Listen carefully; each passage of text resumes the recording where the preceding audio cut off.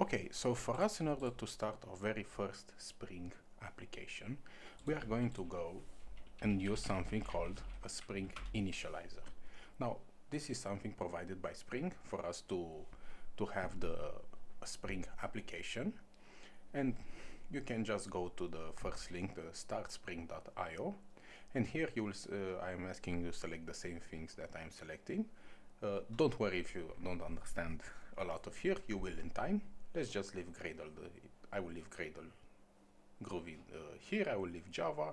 Here I'm going to put the version 2.77 and ask you to do the same.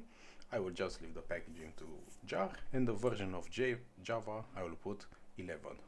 Now my name I will put my first Spring app, and then I'm going to click generate, and this will generate me a zip file, and then the next step is for you to take this folder and extract it to your local machine on where do you want it. Now I have already done this, and after you have extracted the folder to wherever do you want, I'm going to use IntelliJ Community Edition for this course, and I ask you to do the same so we can have the same the same integrated developer environment. Now if you want to use the Ultimate Edition but it's with money and subscription, you can go ahead and use that, but I'm going to use Community Edition so everybody can use the free version.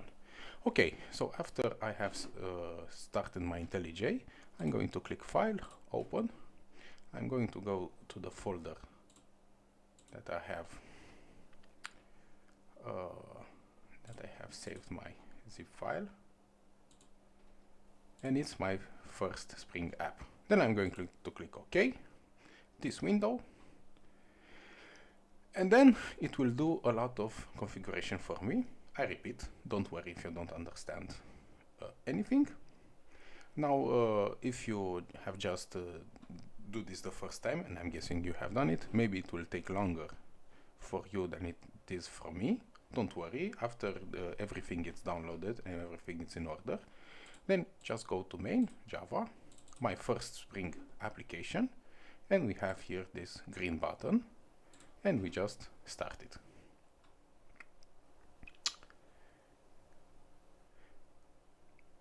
And as you can see, it's compiling and it's starting. And that's all. And it's just logging some banner and it's logging some stuff. And that's all. Your very first Spring application. Now, it's nothing really, but the question is, what's the difference between this application and maybe a Java application? Now you see here it has this add notation Spring Boot application, and it also has this project structure. It's a Gradle project structure. You see here we have this resources folder, we have these tests folder that have been created for us by Spring StartSpring.io. We have all these files that have been created for us. But now let me show you something. I will just go to, because if we see here, we just have a banner which is from Spring, the version that we have selected. We have just this starting my first Spring and the version of your Java, and here is, you know, information about where it's located. We see here this profile, don't worry if you don't understand, and here it's just been started. Now let me show you something to show you how Spring does a lot of configuration for us. So I'm going to go to this file, application properties, and I'm going to write this logging level org Spring framework debug, and I'm going to restart my application. Now I can put here or here, and let me show you. Okay, I have a typo, logging. So you can see here, let me scroll to the top, you can see here what Spring does behind the scenes. It's not just 3 lines anymore, right? So you see here it says something like creating share instance of singleton bin, and you see here a lot of configuration. Now here you see that it's evaluating something based on some conditions, and it's creating something here. Now for the moment we don't know what. Then it's negating something based on some condition, and it's not creating all this classes and objects. You see here a lot of stuff. And then here you see it's unconditional classes, exclusions none. And then here it has started, and then it has stopped, and it has ended. Now if I type here bean, we see that the word bean comes very, very often. And this is what we are going to discuss in the next video. What is bean, what is application context, and everything. But before that, let me just write something here.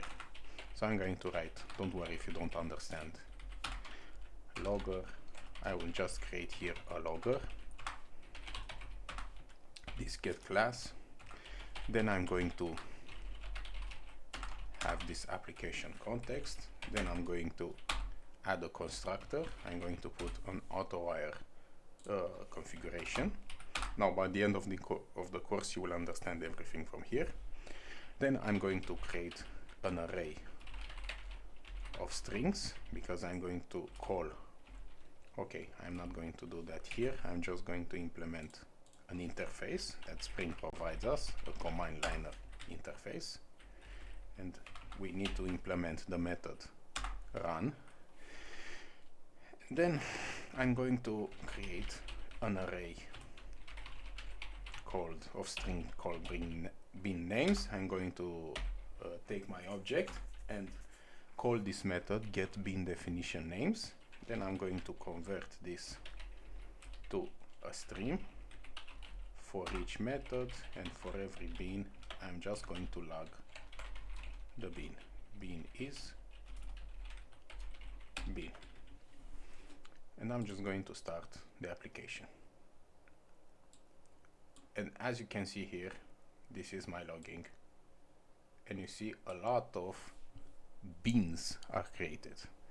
And you see here, I just want to prove you once more what Spring does behind the scenes. And in the next video, this is what we are going to discuss. What is a bean and what is an application context.